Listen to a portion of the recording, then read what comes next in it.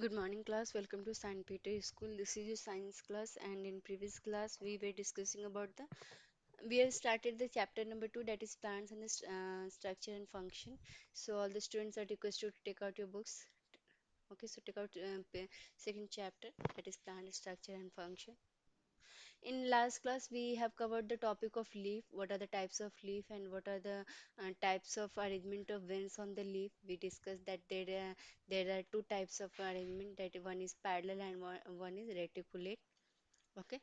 Today we are going to restart with the topic flower. Flower is also a very important part of the plant only. And why we are discussing one by one all these parts? Because these all are the parts of the plant. And the chapter itself means plant structure and the function. So for a very important part is flower. First one, and so we will discuss about the parts of the flower, and later on I will show you all the parts. So pedicle, the stalk of the flower is called pedicle. It may be long or the short, one end is attached to the stem. So from where the flower is attached, that part is known as pedicle. Pedicle is always attached to the stem, and it is, another end is attached to the flower. Receptacle, end of the pedicle which is attached to the flower is enlarged and swollen, and this is called receptacle. जो आप swollen part देखते हो from where like pedicle, soul, and there from where the flower start arising, that is called receptacle.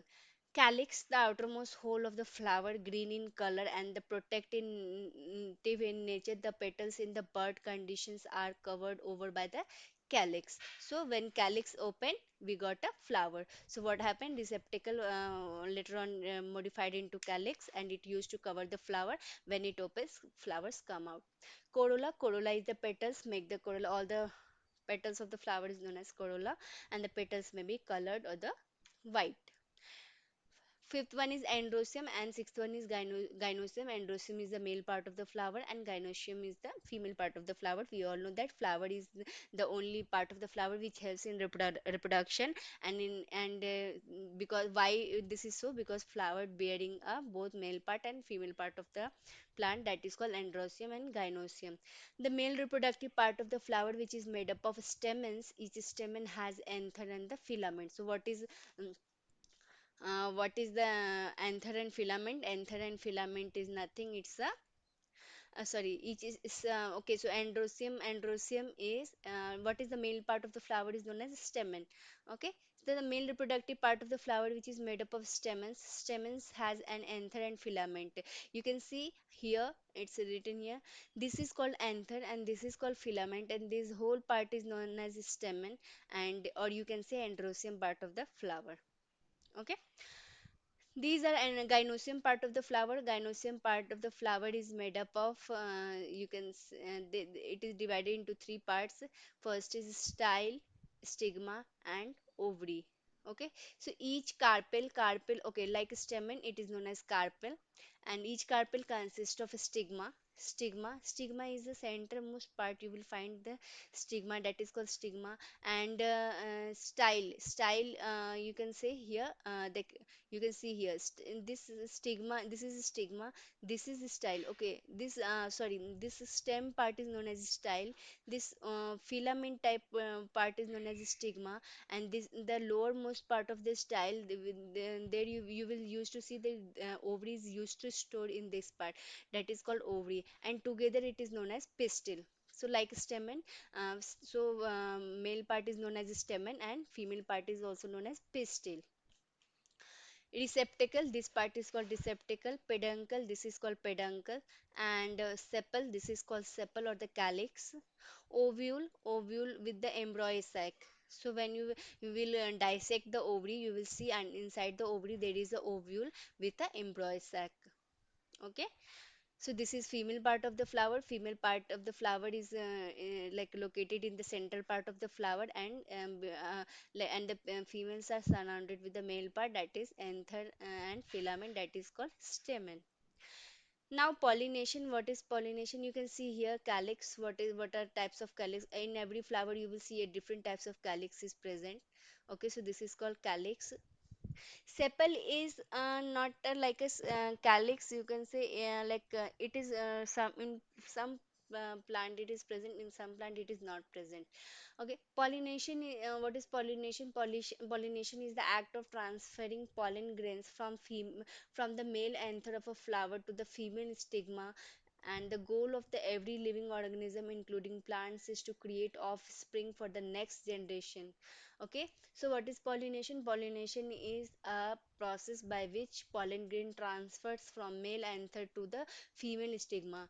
So anther is present here. So what happened? And the small particles anther which is present here is transferred to this stigma, and from this stigma it enters to style, and it enters to style to the ovary, and after when it enters into the ovary it get diffused with the ovule, and it forms a seed. Okay, that is called pollination. The goal of every living organism, including plants, is to create offspring for the next generation. And why pollination occurs? Pollination occurs because all the living organism have a goal to increase their growth, is to increase to create a offspring. उनको अपना reproduction देना होता है in any way, either laying egg or either laying living organism, that is called this is a very important characteristic of all the living organism. So pollination also occurs in plant to increase the number of plant, and it most of the time it occurs by the animals, or most of the times it occurs due to different types of insects. For example, you can see here a butterfly is sitting on the this flower. What happened, he used to take out the this anther from here, and he used to sit here on the stigma. So in this way what happened, this is called pollination from one place to another. Most of the time it occurs in the same flower also, but sometimes also on the different flower. One of the ways that plants can reproduce offspring is by making seeds, and seeds contain the genetic information to produce a new plant. What happened, once the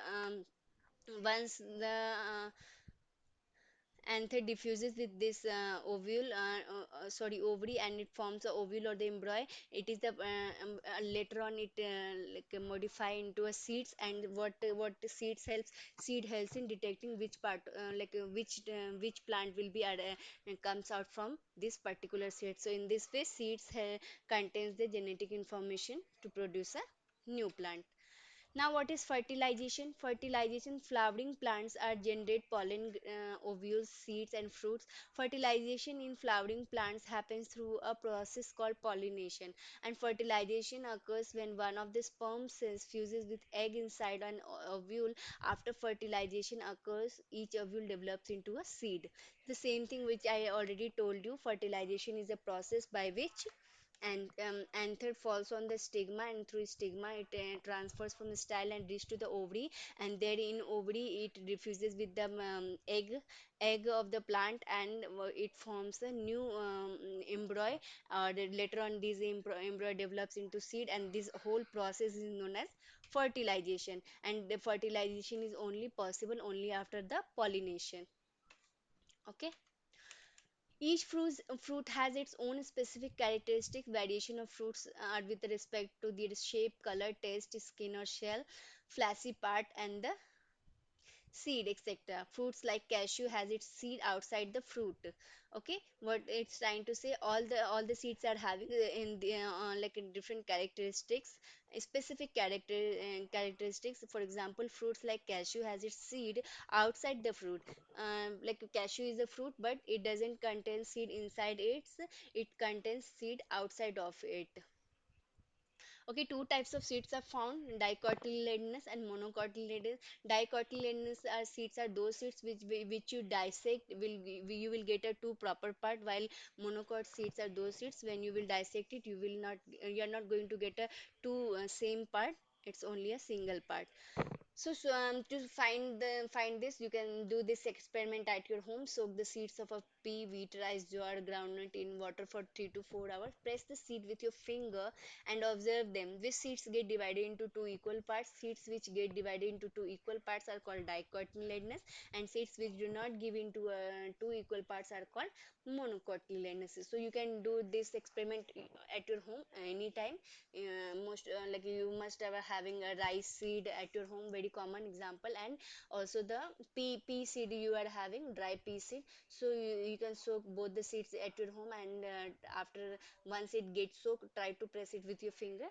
You will see that pea seed will be divided into two parts, while rice seed will not divide. This is the picture of the monocotyledonous seed and dicotyledonous. It will look like this: two proper parts, and monocotyledonous one part only. So with this, we will end our class here only. In next class, we'll discuss more points of this chapter. So till the time, take care and bye bye.